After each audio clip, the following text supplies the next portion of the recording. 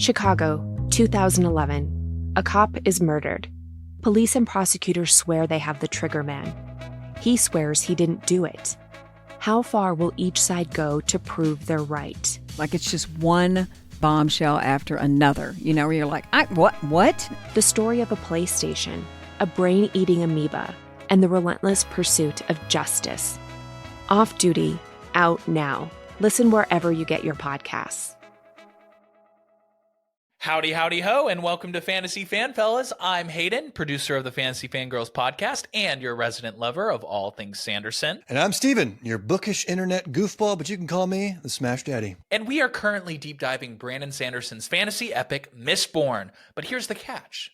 Steven here has not read Mistborn before. That's right, hey. So each week, you'll get my unfiltered, raw reactions to every single chapter. And along the way, we'll do character deep dives, magic explainers, and Steven will even try to guess what's next. Spoiler alert, he'll be wrong. Newsflash, I'm never wrong. Episodes come out every Wednesday, and you can find Fantasy Fan Fellas wherever you get your podcasts. Hello, everyone, and welcome back to the Psych Legal Pop Podcast. This is a podcast where we talk about popular culture through the lens of an attorney and a therapist. I'm the therapist, Tess Brigham. And I'm Brooke Brigham. I am the attorney. Well, we're in a low mood right now because we just finished watching Sister Wives Season 18, Episode 4, A Deal. Episode 3, I think. Oh, is it 3? Oh, God, I'm gotten ahead of myself. Sorry. I think it's 3. Episode 3. Yeah, maybe you're right. I'm sorry. Sister Wives, Season 18, Episode 3, A Deal with the Devil. I just wrote that episode down, I thought, from memory, but you're right. Well, maybe, I don't know. It's very late at night for us, and we're very tired. Yeah. But and this was a lot. This was a lot, but we want you to get this content out. We want to get it out and to the people ASAP. So we probably should look up and make sure we're saying the right episode, but we'll have it right, hopefully written down. So I just wrote down, it opens, sad music, rain on a stream. Oh, wait a minute. I just looked it up. You're right. It's 4? Episode 4. Okay. This is Sorry, too late. everyone. This is too late at night for me. We may have to start doing this on Monday mornings. Yeah, I could barely. I think maybe that might be, and we're just going to have to release it because Steve tries to do this ASAP. But I told him can't to do it ASAP. Monday morning. I have to work. Oh, that's right. Yeah. So, anywho, yes. Well, like plural marriage, Brooke, it is a commitment. I know it's a sacrifice, Podcasting, but like plural marriage, and you can't just go back and say, like Kody, I just wish I didn't do any of it. I love Kody. He's so black and white. Everything's all or nothing. I know. Like I'm looking back on my life and I wish I hadn't married these people. I mean, this is where we're at. He was so all over the place. Yeah. This episode. It was hard to watch. It was a lot. And it was just, look, anybody who has divorced parents or, had to have 2 Christmases at 2 different houses or has ever been, waiting around for, someone to call or come over. This is painful. It is. It's awful. Kody used the word trigger many times, and we can use the word trigger. Yeah. It is. Yeah. You're not the only one triggered, Kody. Yes, Kody. This is what it's like for divorced kids. Anybody who's out there who's a divorced kid knows this is what your Christmas is, or any holiday. I shouldn't just assume everybody celebrates Christmas. This is what your holidays look like for the rest of your natural life. Is this exactly? Yeah, and he's just sitting around waiting for someone to contact him. He still doesn't get this concept that he's the parent and he needs to reach out and all of that. But anyway. There's a big, everybody's on different planes with this. There seems to be a lot of confusion about exactly, I don't know what happened and where and when, but it starts out and we learn that it's been 10 days since he had the fight with Janelle and Kody had the infamous fight. And Janelle, says that she feels like Kody is just looking for a way to get rid of him. And she finally, I think, is this the first time Janelle's really said he plays favorites? Because Christine's always been the one to really point it out and talk about favorites. I don't think Janelle's ever really said it. Well, I wrote said down it so that, blatantly. Yeah, she said she said that Kody said that to choose your loyalties or you won't have a husband. Mm-hmm.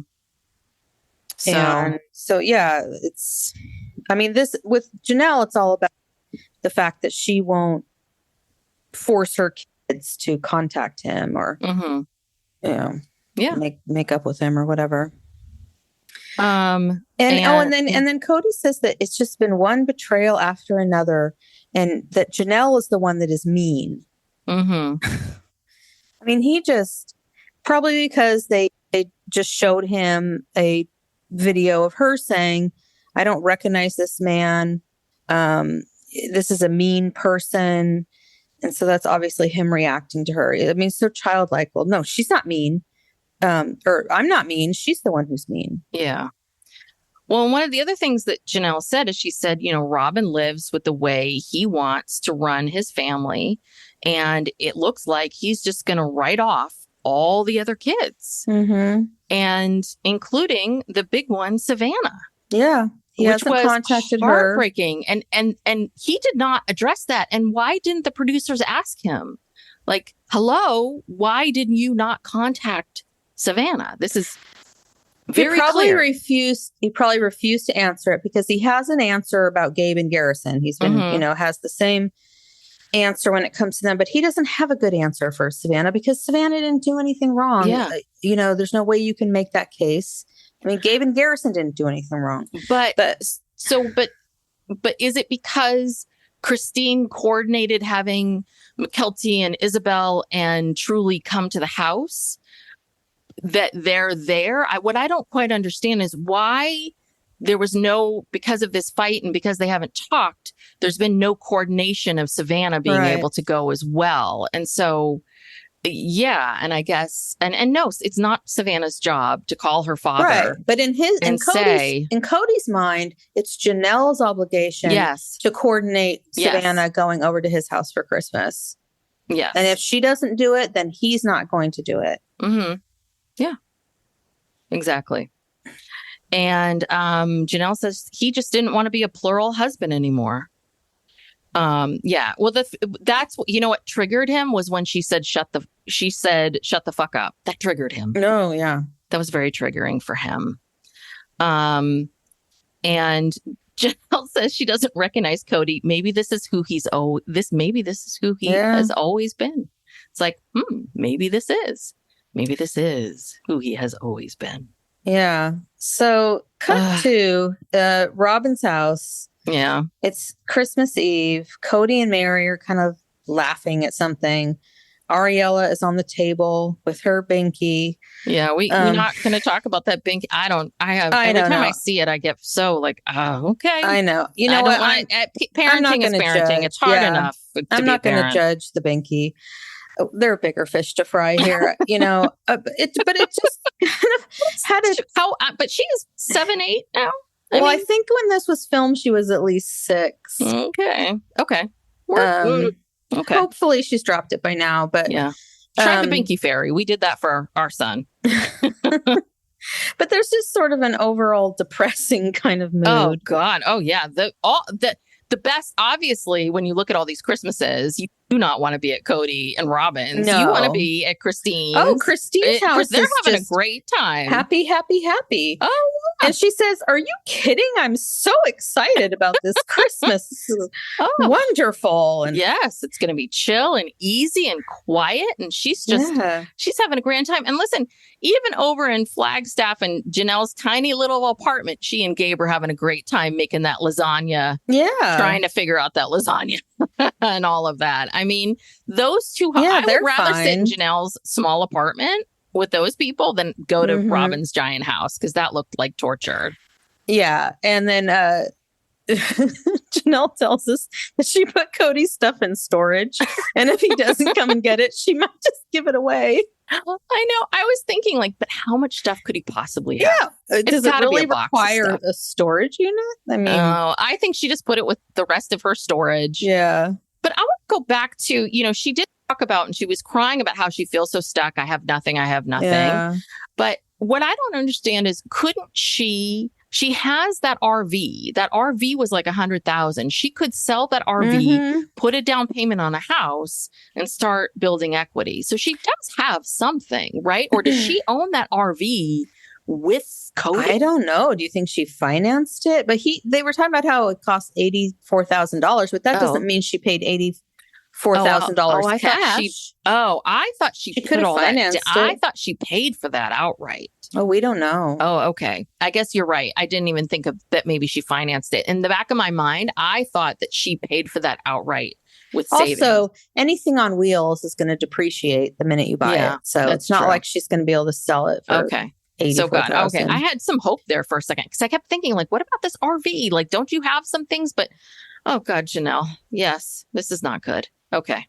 Anyway. No, because doesn't Janelle still live in an apartment in Flagstaff? Maybe not that apartment. Maybe she was able to upgrade to another. I saw her on Instagram talking about her apartment. She's very happy. She has a patio now. Right. She upgraded apartments, but still. Well, but apparently I saw, Kody Pass is paid off. And apparently, allegedly, this is what I saw, that it's only in Kody and Robin's name. So maybe she and Kody, when they separated, they made an agreement and to get some money from him. Well, probably or maybe get payments from him. I don't know. Well, probably he just agreed she could take the RV and sell it. And then she quit claimed her interest, just like Christine took her equity from her house and quit claimed her interest in the property. But if the RV doesn't have anything in it, do you know what I mean? Yeah. But Janelle's stuck. She doesn't have any rights. She's not legally married. Yeah. She has no rights. That's what sucks about all of this. I mean, Christine got the best deal. Janelle did First not. out always does.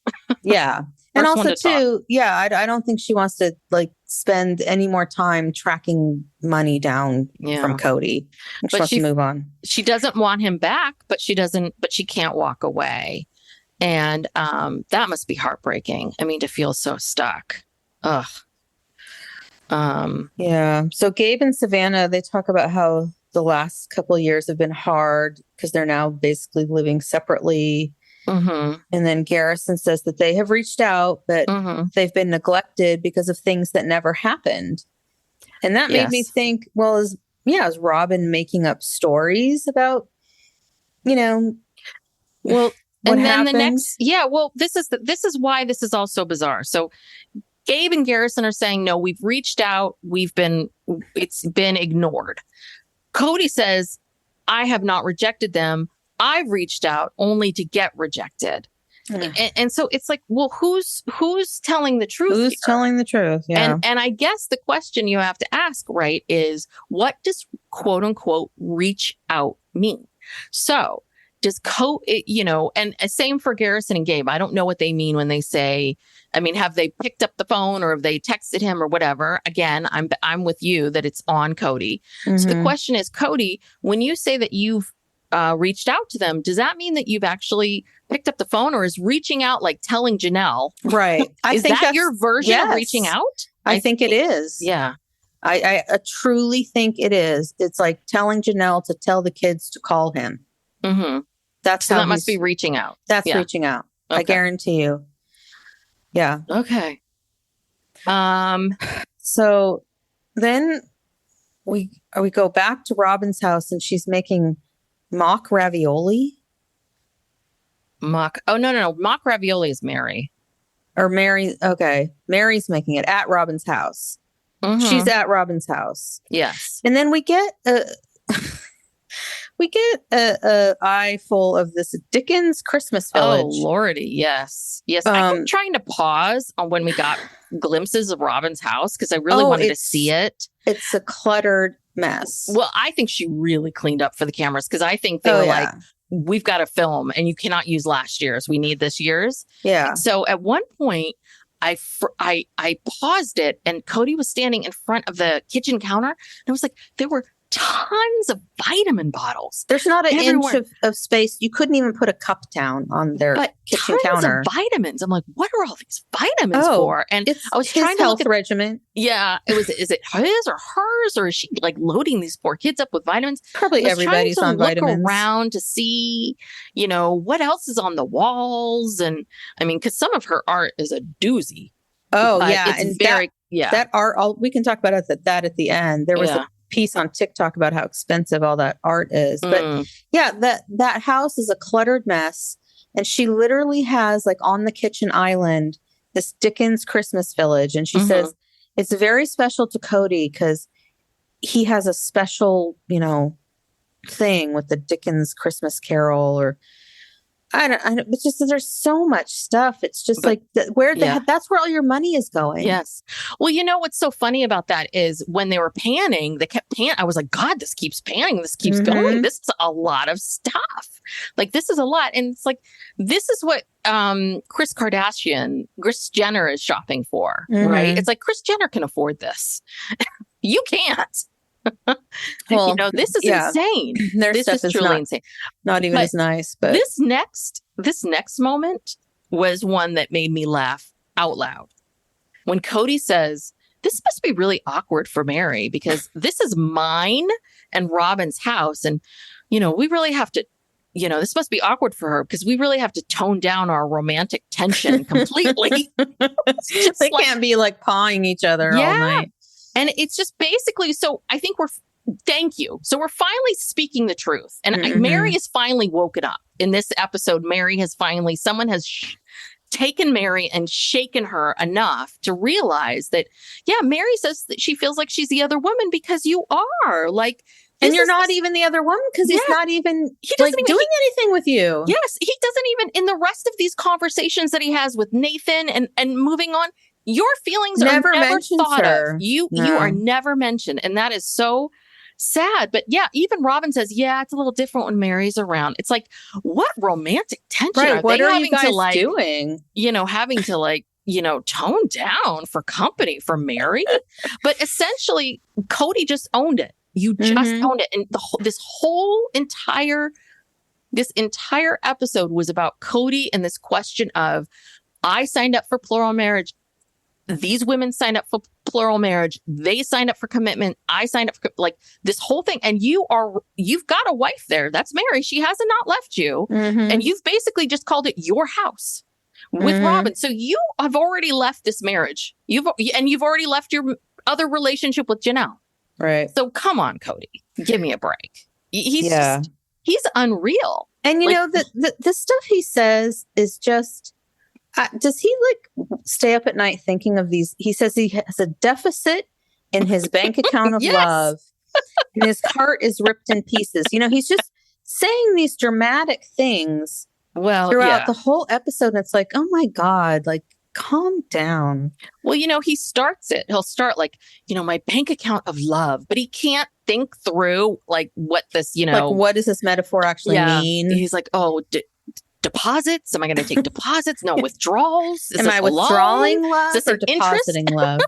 Which one is it? So then he just goes, my heart's been ripped to pieces, Stabbed. Oh, but did you notice that Kody, we have something in common with Kody and Cody's family. Oh, the nativity story? Yes. We too. That was our tradition for many years. I don't know if we even do it anymore. Which I never understood because we are not a religious family. And yet our mom, who, she gets really hung up on these traditions and won't let it go and would force us to read. Also sometimes part Jewish. She's kind of sort of sometimes we're Jewish. Reading the Christmas story every year. And at a certain point, in my late teens, early 20s, I was like, I'm not doing this anymore. This is dumb. But we would read that story. The youngest child, which was usually me, would read that story. And it's not that long. It feels long when you're young and you just want to unwrap the goddamn presents. Yeah. But we would read that every Christmas Eve. I think it was just to have some kind of tradition. Christmassy, to have Christmassy something. Yeah. Something. But I was like, ooh, we're just like Kody. Yeah, then we pan over to Salt Lake City at Christine's house. And again, they're just having a rip-roaring time. Great time. Having a great time. Yeah. And then, they show Mary driving over to Robin's house on Christmas Day. She's back again. And she's just kind of like, I can't believe this is my life. And she says that she and Robin are the only ones trying to hold the family together. I'm like, and she has a lot. She's really frustrated with a lot of people. I'm like, so who are you frustrated with, Mary? Like, please tell us. You're frustrated with Janelle and Christine, or are you jealous? You're frustrated with yourself that you're still there. I think the person you need to be frustrated with is you, because you're the one, and you owned it last night, that you're sitting there with your husband, this man you've spent 30 plus years with, and he's essentially like just kicked you to the curb. Yeah, you're just like a third wheel. You're just like someone's single friend who's just, gets invited over because she has nowhere else to go. Yeah, they feel sorry for you. Do you know what I mean? But Kody gives all the kids scooters. Oh, that was so weird. Weird. Robin is against it. She says that she thinks they're dangerous because, of course, Dayton got injured very badly. I almost got ripped on out. an ATV. And I can't imagine she would want her two youngest kids on those things at all. You can tell she hates this idea. And again, Kody does whatever he wants to do, even if she... And she doesn't stop him. That's why this relationship, quote unquote, works. Yeah. And again, these are not cheap. He says they're not even expensive, but on TikTok or whatever, people looked up the price of these. They're like $800 a piece. So he got 3 or 4? Well, there were 3 I thought he claimed he got 5, but they only brought 3 inside. But I don't know. I don't think Dayton's going to want to get on one of those again. No. And the little two kids, and Aurora's going to ride one of those around. They're too little for that, and they honestly didn't even seem that interested in it. Yeah, even Solomon, the one I would think would be the most interested, he was kind of like, okay. Yeah, Kody had to force him to like go over there and sit on the bike. Mm-hmm. He didn't really care. It was really dumb. Again, another waste of money. Yeah. So Janelle says that she really misses the big Christmas, but she did end up telling the kids about how that she and Kody got into a fight that they're not going to come back from. And the kids weren't surprised. Mm-hmm. I think the kids were like, thank you, Mom. Finally, Mom. Well, they all said that, there was some sadness, but that it felt good and peaceful and joyful. And it was quiet and pleasant. And, they described, I think it was just relief. Like, oh my God, we can actually all have like a nice, pleasant Christmas, and we don't have to listen to, it's not this chaos and Kody barking orders. And I'm sure it was pleasant. And then we show, oh my God. And then they show us like what everyone, this meal that they have at Kody and Robin's for Christmas Day. Mm-hmm. And of course, first Kody says something about like, well, this whole thing is he keeps telling us like how hard this all is because he has to compartmentalize everything. And, but I just have to focus on my loyal wife and her children. And we want something special. So I have to really, focus on that.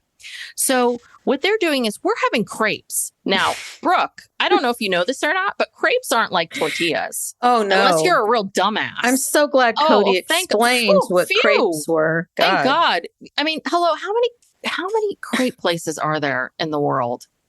Like, and how did these people start making crepes at home? Well, we make crepes at home. It's not that hard. What's really hard is getting them thin and flipping them. Yeah, that's what I'm saying. I don't imagine them like, I don't know. Well, they're making these crepes, but then they start talking about this weird concoction that he makes. And then he's like, but basically he fills it like a burrito.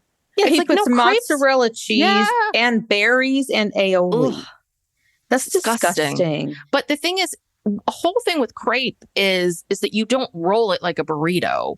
You put the thing in and then you fold it, and it's meant to be flat. Kind of like a quesadilla. Yeah. You don't know. Oh my God. And it's either just watching all that. I was just so frustrated. The crepe is either savory or sweet. You don't mix savory with sweet.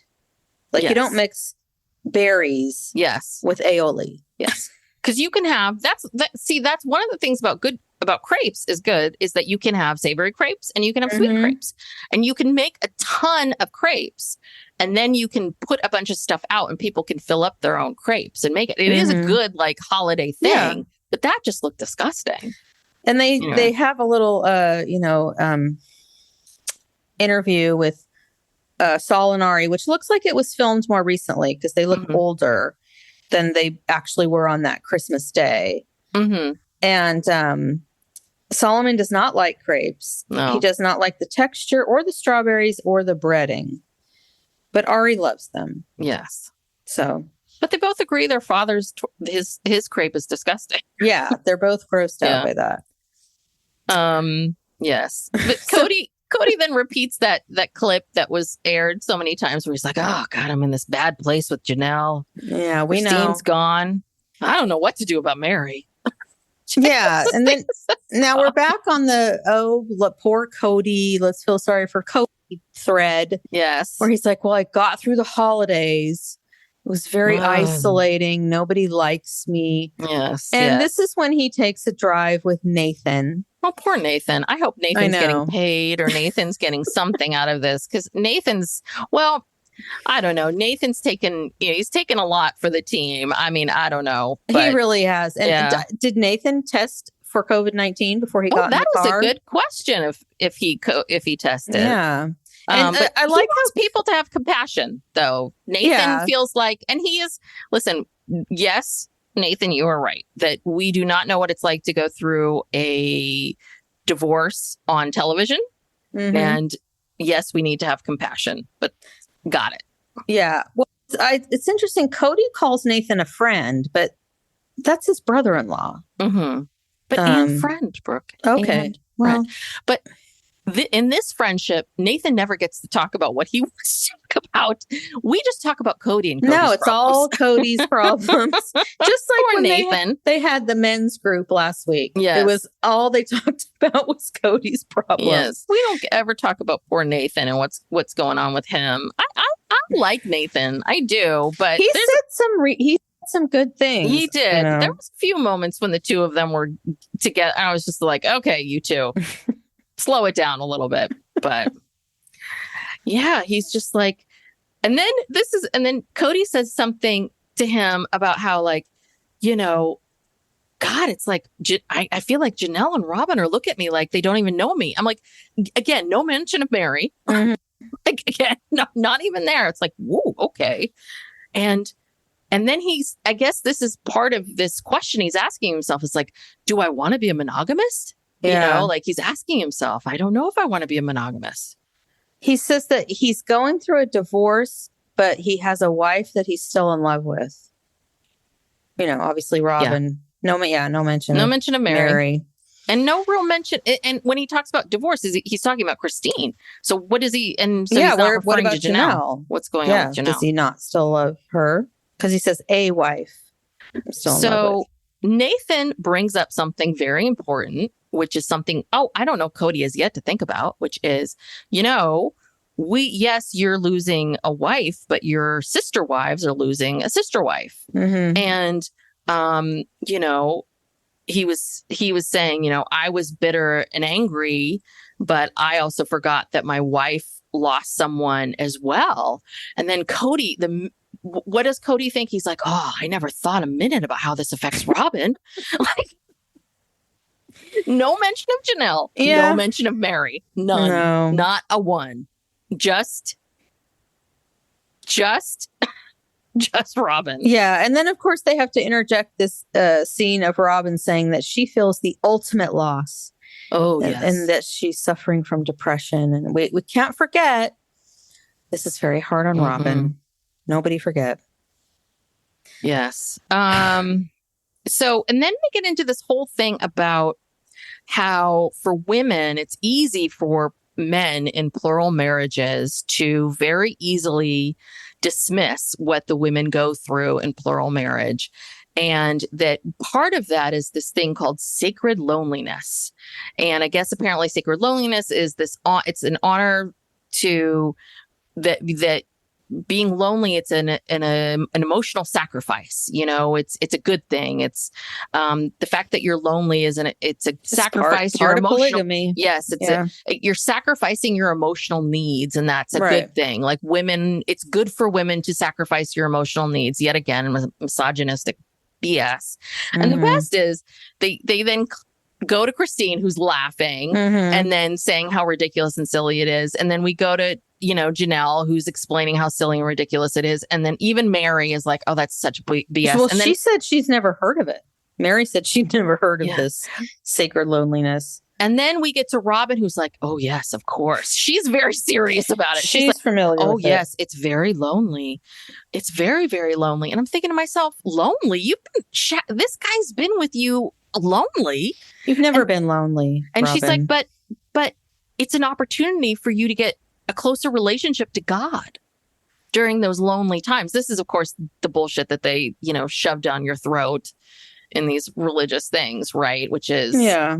But or it's just something Robin made up. Yeah, but I just love how like all the other three women were just laughing and just totally dismissing it. And Robin took it so seriously. Like, oh, yes, this loneliness. This is very important. Yeah. Well, and then Nathan said something that it was a little bit of a bridge too far. He said that plural marriage is about a woman's right to choose who her husband will be and who gets to be the father of her children. And if that man is married, then so be it. Okay. Well, I just have a problem with that phrase, a woman's right to choose. I just don't think that, Nathan or anyone else in the manosphere gets to decide. Use that term. God. Woman's right to choose. Okay. Well, this is really interesting. And I don't think this was talked about in the book, but Kody talks about how he courted Mary and he courted Robin. But with Christine and Janelle, he says the two of them approached him asking if they can join the family. And he said, but if you're going to join the family, there's going to be requirements. And the requirements are they're going to be other wives and you're going to be committed to me. And it's this whole thing of like, and see, you're not committed to me. That 30 years, Kody, he is acting like they drove a car off the lot, drove it around the block and drove right back on. 30 years, Kody, 30 years. They tried this with you for 30 years. 30 years they did. Yeah. And just before what I was waiting to get on the line with you, I was looking at Instagram and Christine posted a post literally right after the let me tell you, right after the show aired. It's a Christine's post fighting back. Oh, Christine is on it. So it's her and David. They've got some football jerseys on. It's right here. It just came on their back porch. Good. And she says, it's really nice to be with someone who doesn't have any special requirements before we get married. I love being loved for just being who I am. Aww. I love you, David Woolley. And someone wrote a comment down here, no sacred loneliness here. And Christine writes back, thank goodness. Yeah, look at them. Yeah. What is this? Yeah, they're out there. They're just so happy. They're hashtag love of my life, hashtag blessed, hashtag marriage, hashtag soulmates. Yeah. That Woolley, he's giving it to her. So she's happy. Yeah. So that was good. Good for you, for Christine. Yeah. Good for you. I hope Janelle finds the same thing. Yeah, but I thought that was really interesting about this distinction. And then Janelle talks about how, hold on a second. This isn't how all this works. Like a man's not supposed to be out there chasing wives. Not true that, Kody keeps saying that we asked to be in the family, which isn't, it seems to be this disagreement of exactly how all this happened. And she said, even still, do we deserve less? Right. And there's this real feeling of, because I do think, and we've talked about this before, which is that he had a real chemistry, I think, which is why I'm so surprised about the Mary stuff. Obviously in our rewind, we haven't gotten to the catfishing and all their stuff, but I guess I'm really surprised how dismissive he is and angry he is of Mary. Well, I guess loyalty. Well, I guess I shouldn't be mad because I shouldn't be surprised, but I guess I feel like he really has always had this real attraction and love for Mary that's been, I think, much more apparent and very apparent. But later in the episode, like not too long after that, Mary says that she 100% believes that Kody regrets marrying her. Yes.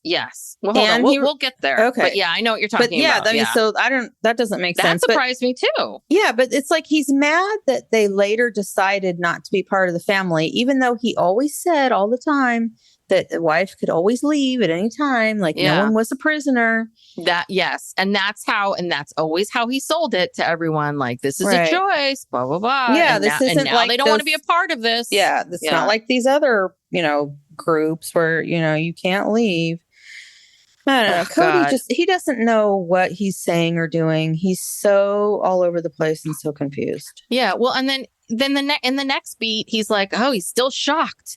I was so optimistic. I did everything. It was my dream. And now my dream is gone. And it's back to what I was saying in the beginning. It's like he's just decided that because the end of the movie isn't turning out the way he liked it, or this phase of the movie isn't turning out the way he liked it, that the whole thing should be scrapped. Yeah. It's like, Kody, you know what? You're in your 50s. You've got another 20 plus years to go, maybe even longer.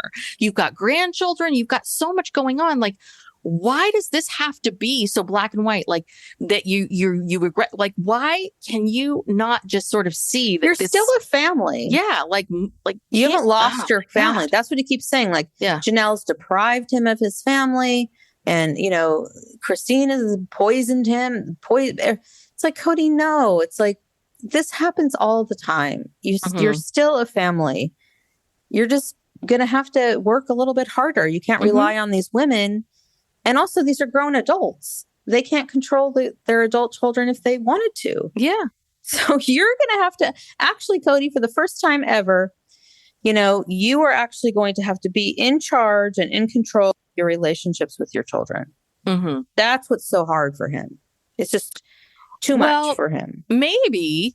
And I think it kind of comes back to what Janelle said earlier when she said maybe this is the Kody that he's always been.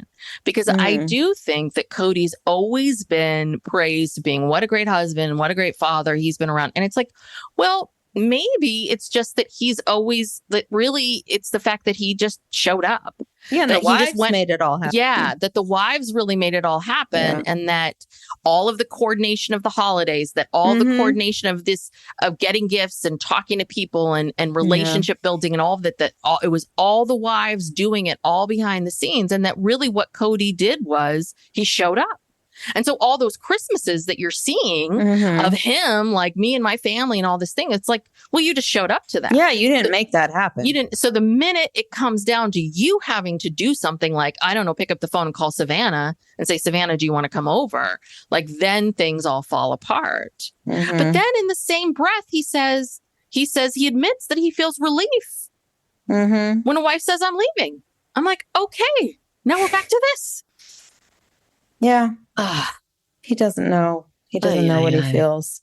Yes. So anyway, this is where Mary says, which I thought was, I think, one of the most astute things that Mary has ever said, which she says, our family isn't falling apart because of polygamy. It's falling apart because of personalities. And I'm like, yeah, the problem is that he fell in love with one of you and he started spending a lot. He really, he started he fell in love with one and he really started favored that one, and that one fed into his ego like none of the other wives ever did. This is partially Robin too. Robin, I'm sorry, I think really fed into that ego and that control. I think what's changed in Kody is that I think that unlike Janelle and Christine and Mary, they all were really treated him and were like, anytime he said anything misogynistic or silly, any of that, they're like, sacred loneliness, shut up, Kody, like, and kind of brushed it off. But I think that Robin really leaned into all of that. And I think that she really allowed him to be it. And I think it felt good. And I think he liked it. And he's like, ooh, I like this. And I want much more of this. And when Mary says that she thinks that Kody regrets marrying her, does she mean he regrets it now or he regretted it at the time? Or I don't know. What does that mean? Like, if he regretted doing it, then what was he doing? That surprised me. I was shocked when she said he regrets marrying Christine. And I was like, whoa, that's a big thing to say. But I'm not surprised that she said it. And I don't know. And then she said, I'm not sure about Janelle. And then she says, I 100% believe he regrets marrying her. And I was like, really? Because I don't think he does. But now he does. Well, now he does clearly, but I don't know when that started. But he changed his mind. I don't think he regrets doing it at the time. You know? Well, that's kind of a lot to go back and regret that. I mean, that's what started this whole thing. But so then Kody launches into this very bizarre monologue. Are you talking about the horns? Yeah. This is where I think he's gotten some of this from the manosphere. Mm-hmm. He says he's struggling with his own benevolence, which I don't think he knows what that really means. He wants to be a dick. He wants to grow horns and be a jackass and be the asshole that she said I was. I guess I don't know who he's talking about. Christine, Janelle, maybe. Whoever. He wants to be mean as hell.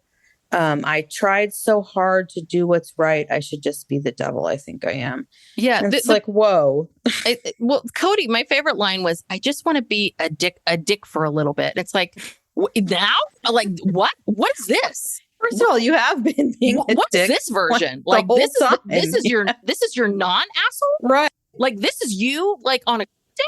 I would hate to see the whole version of Kody. Oh, my God. No one needs to see that. Now, yeah, this whole devil and this whole thing. So Nathan starts talking about, like, yes, you're going to have to face these demons. You're going to have to go to these dark places and face them. And Cody's like, this gremlin inside of me, you know, should I stop trying to be good and all of that? And this is where I was like, okay, Nathan, I've been with you this whole time, but I'm a little bit of, come on. I really, I have a big problem when especially when I see two white men complaining about, like, oh, we're going to these dark places. And isn't it hard being a man, a white man in this world where everything's set up for us? I mean, just this whole kind of woe is me, like dark places these women have, and I just feel like, you know what? Women, we struggle with so much all the time, and we don't have, we don't have the luxury of going into dark places. When men leave us, we don't have the luxury of, like, stewing in this. It's like, we got to move on and take care of ourselves and our kids and whatever. Yeah, we don't really have the luxury of dwelling on this. This whole thing with Kody talking about, like, wanting to run away from his life. And, he hates his life right now. I'm like, do you know how many women feel like this? How often women have thought to themselves how they want to just pack their shit up and go and leave? Yes, women feel like this all the time. We don't have the luxury to do that. Women don't have that luxury. And we don't have the luxury to stew and face our dark sides and, like, get into these deep things and go on these long ass drives with Nathan around Flagstaff. We aren't allowed to do that because we're at home keeping everything together. Yeah. And this kind of got disturbing to me because Nathan said, well, be happy you're not acting out on those feelings. And Cody's talking about how angry he is. And I'm like, you know what? I don't really think you should be saying these things out loud, Kody, because guess what? If anything happens to Janelle or Christine or Mary, they're going to be coming after you. Or Robin. Because Robin's the one in proximity. Yeah. And playing these tapes back. Yeah. Where you're talking about how he says he wants to break it all, start over somewhere else and run away from his life and disappear. And he hates his life. And it's like, whoa, you should stop talking. Because he was kind of sounding scary. This whole segment, this whole thing in the car with Nathan, that was scary. And that's what he was willing to say on camera. Yeah. God knows what he says when there's no cameras. Yeah. Yeah. And that's the thing. It's dangerous, when women leave men. That's when they're in the most danger. Yes, when they leave men. And I'm not saying Cody's like that's not what we're saying. Abusive or anything like that. But he's saying some really dark things. Yeah. And it's not cool.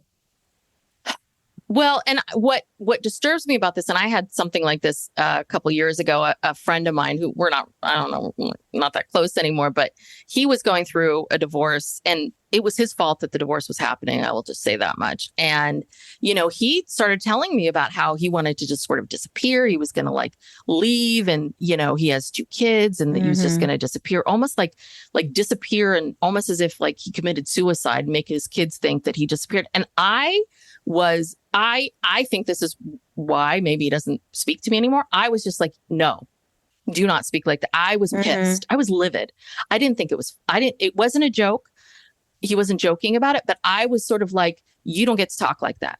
You're a parent. The minute you choose to be a parent, you don't get to talk like that anymore. You don't get to think about these kinds of things. You don't get to go to these dark places. Yes, people have depression, and yes, people struggle. And I'm not talking about people who are struggling with depression and feeling this way. I am talking about, I'm sorry that you're going through a divorce, but you do not up, Yeah, you do not get to crawl into a hole and disappear and even talk about thinking about disappearing and running away from your children and making your children think that you died.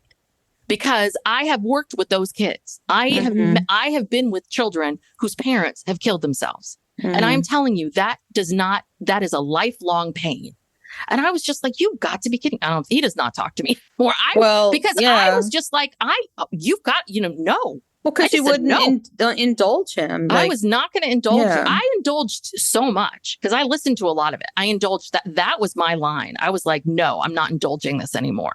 You're done. Well, and then another white man. Yeah. Kody says something else about that's disturbing. He said that his two youngest still love him back and he doesn't want to abandon that. So that's his reason for sticking around.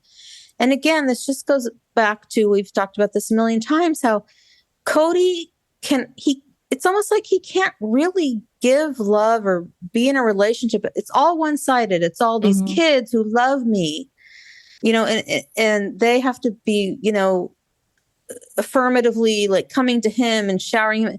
And the minute that stops, he's like, whoa, wait a minute. Like, what happened? Like, he just doesn't know how to be in a relationship with an older child. Yeah. It's and the sad. other thing too is, hello, did we not just see you with Aurora? I mean, Aurora seems to, love you, whatever love feels like for her, right? So, I mean, you don't think that she loves you back? Because she seems to love you back. I mean, yeah, I was just kind of like, wow, you're real dismissive of them. I was watching, the sort of the body language and the whatever of Brianna and Dayton, and Brianna's just like on her phone the whole time. She's checked out. She doesn't really engage. Dayton is just kind of quiet in the background. Yeah, I don't know if that's probably not enough for him. He likes the kids who show him the most attention. Yeah. Period. And, guess what? Someday Saul and Arya are not going to be so enamored with you. And then what are you going to do? Yeah. Like, hello, the common denominator here is you, Kody. No, I don't know. Say that. This is such a mess. It's so frustrating too. It's like, are we going to have to watch this just on and over and over for this whole season? I don't think I can take it. Brooke, you can't give up now. It's only 4 episodes in, and I'm just keep going. This is terrible. This is awful. Like it's.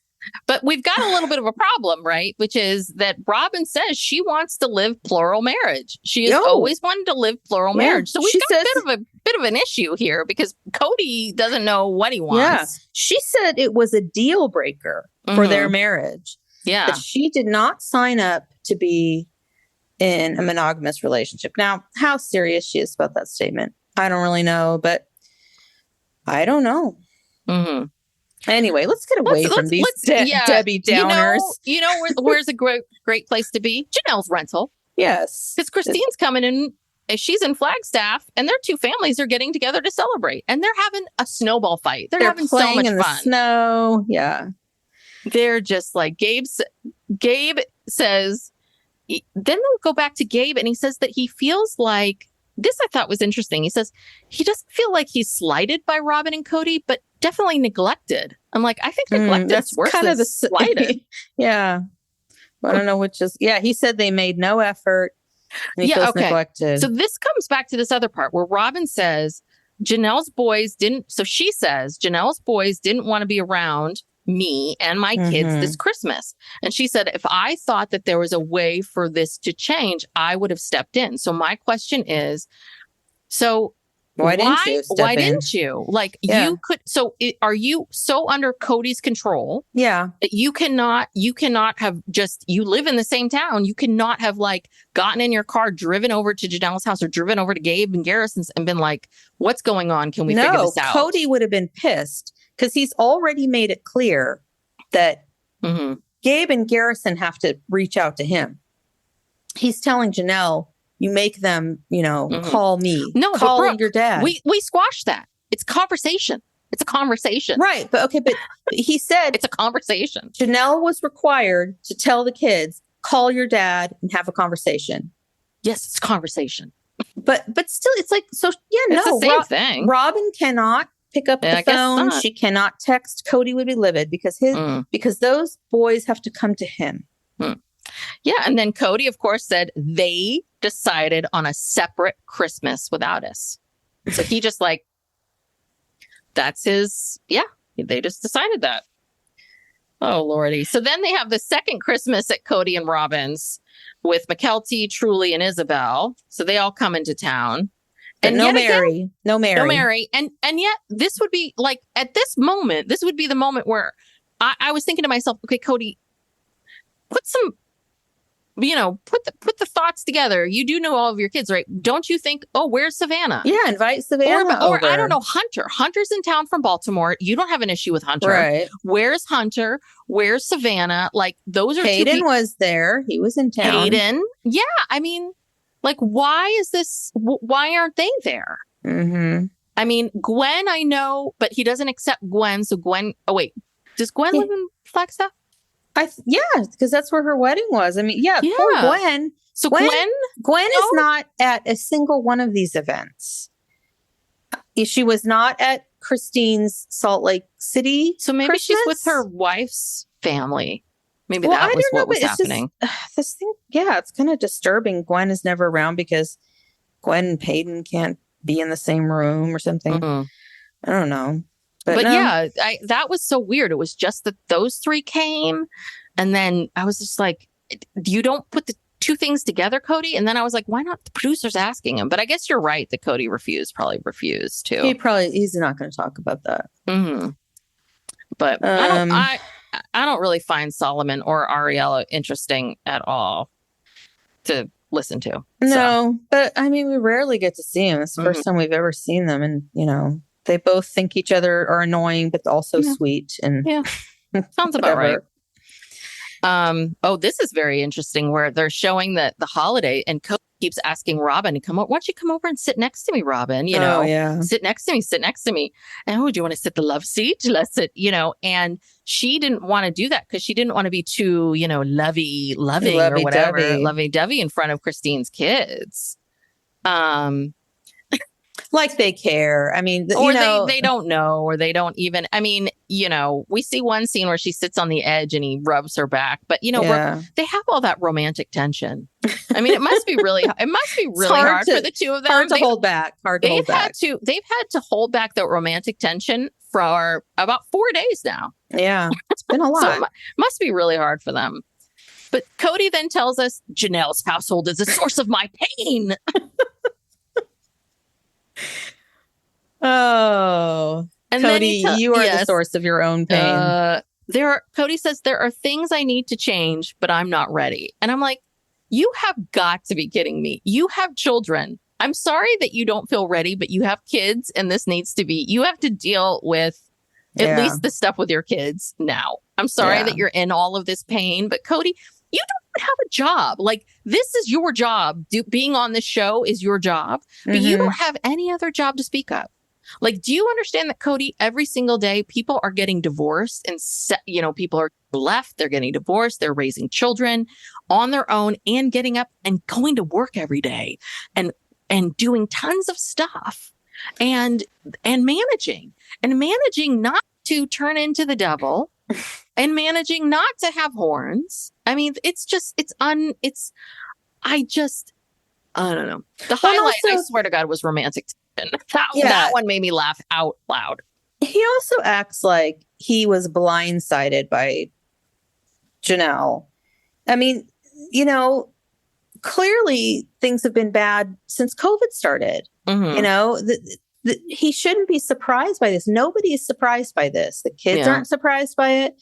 Janelle's not particularly surprised by it. The only person who's surprised is Kody, just like he was shocked when Christine said she was leaving.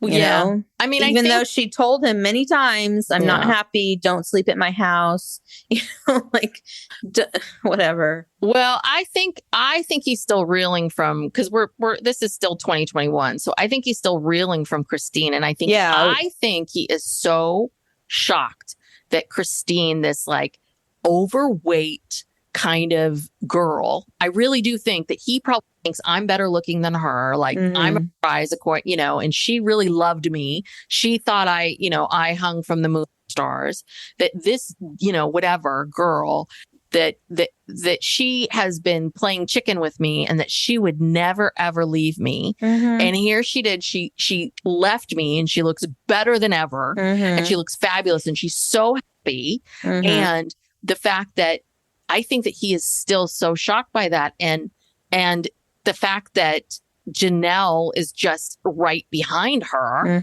every single pace is just like, too much. It's just too much. And I don't know. I do wonder if he, I wonder if Janelle did decide, okay, I'm going to fall in, like Janelle never would, but let's say if Janelle decided to fall in line and I'll make my boys apologize to you and la, la, la, la, la, what would happen if that would make all of this anger go down, you know, make him less angry. But I don't know. I still think all of this anger about him and again, the sacrifices, he feels like he made a bunch of sacrifices to love this woman, and she should have just kept her mouth shut and dealt with her sacred loneliness and never be happy. And just to be just like Mary, just to be able to have a moment, you know, to be able to hug his jacket. Well, yeah. And remember, this all started with the COVID protocols. And guess what? Kody got COVID not from Gabe and Garrison or anyone at Janelle's house. He got it from someone in his own one of house. His kids. Yeah, one of those kids. You know, and so all of this is just so stupid. It's not worth like, you know, blowing up a family over it. But he can't admit like maybe my things were too strong, or he can't admit like we didn't really know what was going on at the time. So, you know, we didn't know what was happening, and I was trying to coordinate and deal with certain things. We didn't know this, we didn't know that, right? Like I don't know. He can never admit that he's wrong. So that's the that's the problem. And everything is so black and white. You're loyal or you're not. You know, it's either good or bad.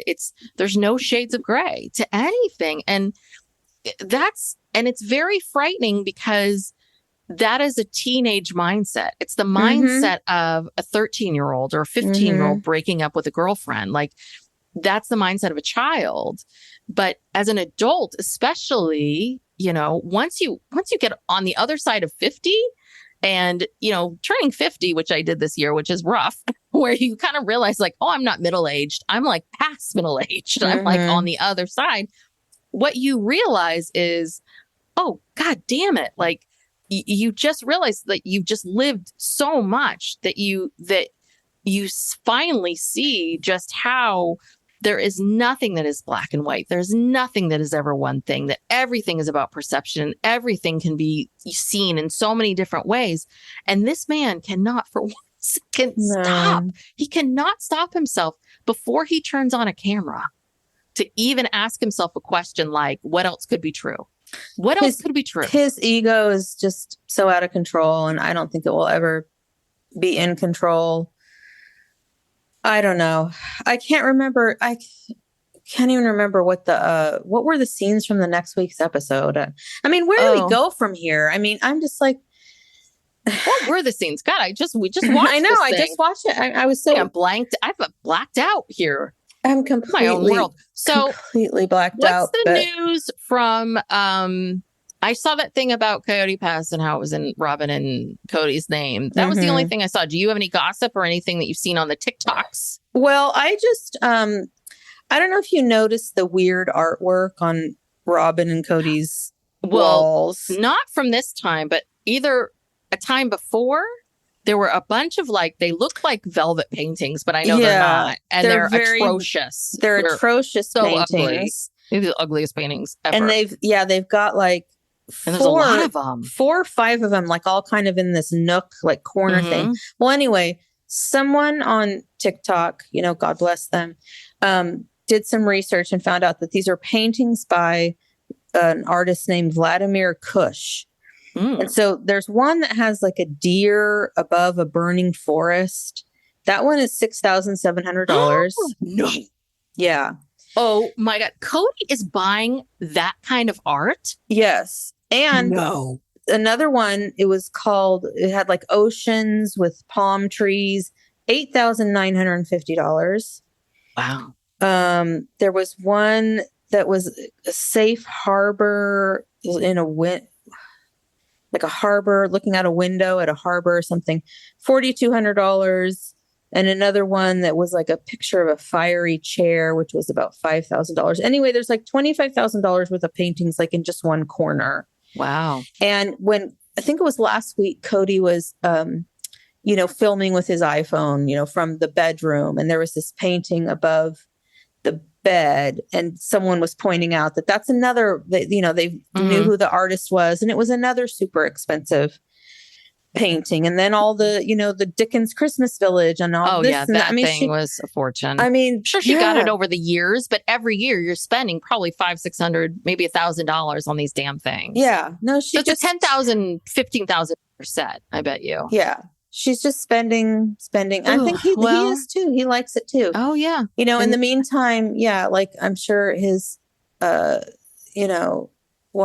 wives and kids are, well, could use some money too.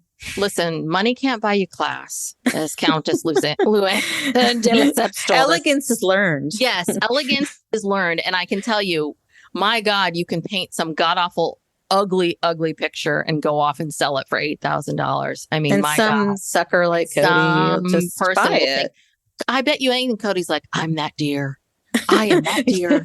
The forest is burning around me. And I am the deer. I am under so much stress. I must have this painting because I'm going to look at it every night. I am the deer. Well, yeah. Where do we go from here? I don't know. I don't know where we're going, but what happens after Christmas? I don't know. I guess we'll see. New year, and we'll see how everything pans out. I mean, I don't know.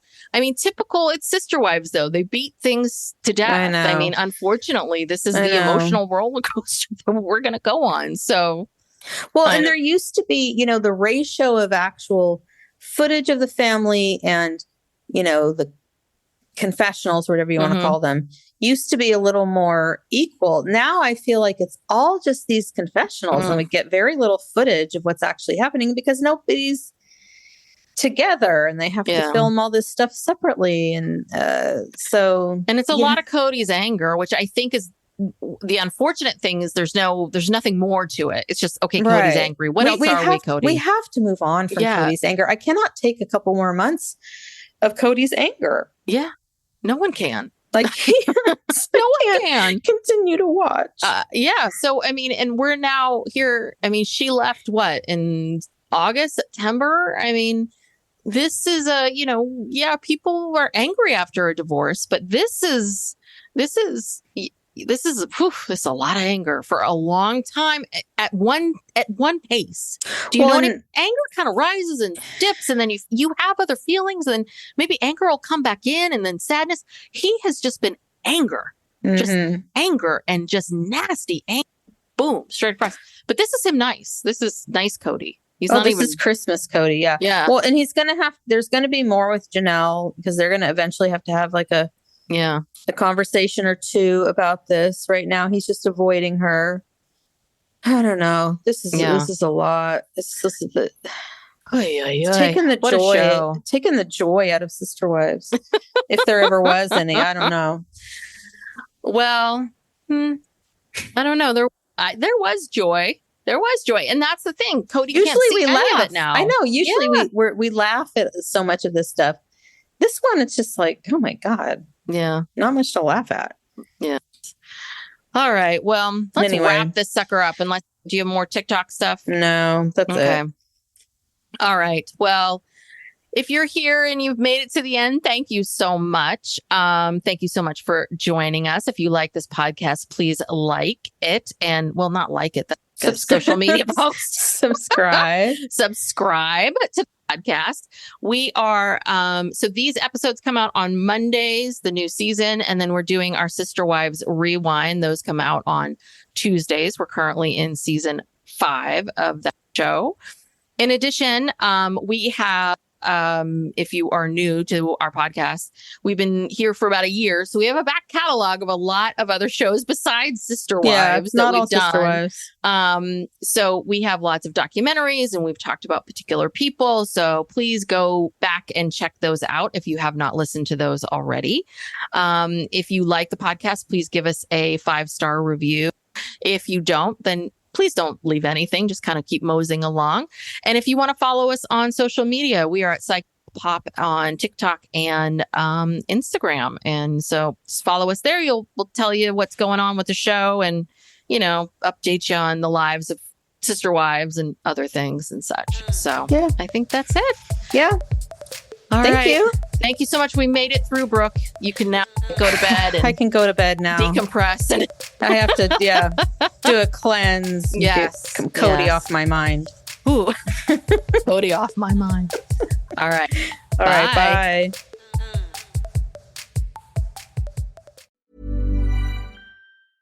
Howdy, howdy, ho, and welcome to Fantasy Fan Fellas. I'm Hayden, producer of the Fantasy Fangirls podcast and your resident lover of all things Sanderson. And I'm Steven, your bookish internet goofball, but you can call me the Smash Daddy. And we are currently deep diving Brandon Sanderson's fantasy epic, Mistborn. But here's the catch. Steven here has not read Mistborn before. That's right, hey. So each week, you'll get my unfiltered, raw reactions to every single chapter. And along the way, we'll do character deep dives, magic explainers, and Steven will even try to guess what's next. Spoiler alert, he'll be wrong. Newsflash, I'm never wrong. Episodes come out every Wednesday, and you can find Fantasy Fan Fellows wherever you get your podcasts.